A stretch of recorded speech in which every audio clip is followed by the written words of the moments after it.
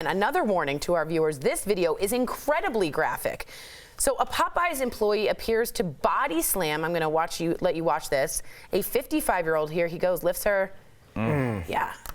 It's a customer right outside the restaurant. It happened at a store in Tennessee. The employee was charged with felony assault following the incident.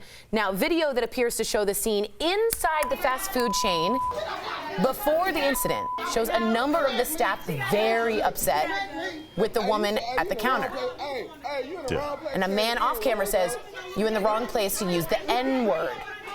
Now, there are conflicting reports about what led to the attack, with some claiming the customer used a racial slur after being overcharged, but the legal team for the woman denies it. What we do know is she was overcharged, went back, was irate, and apparently said some really horrific things, and then we saw the video. So much like the other video we just saw. Right. Lindsay, what do you think? It's just interesting to me to watch this. I mean, I think she was in Tennessee. She goes in there with mostly black staff. She was being condescending, and she doesn't deserve to get thrown on the floor, but you're looking at somebody who's talking to people like they're not humans. And that really bothers me to watch that part of the video. I don't want to see her get slammed and allegedly have all these bones broken, but you can't just go in somewhere talking to several people like this, especially calling them the N-word when we're in a racially charged time, and what that means to people, where that brings them. Might I say it's a little bit like saying fire in a movie theater. You can cause or incite violence when you say the N-word in certain places, and a good attorney would say this was clear and present danger. They lost it because of that. What do you think? I mean, you know, and I'd actually like to talk to you about whether that's an actual defense, because I spoke with Brandon about this a couple months ago.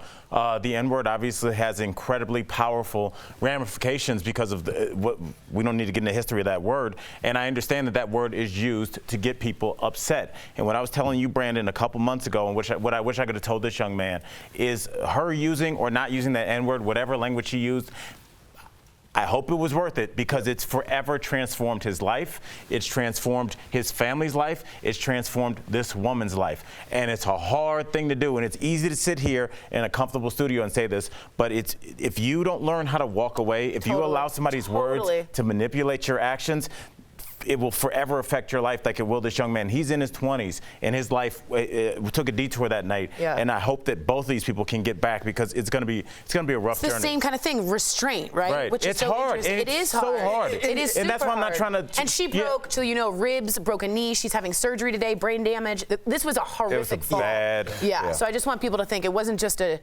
easy thing that she went through.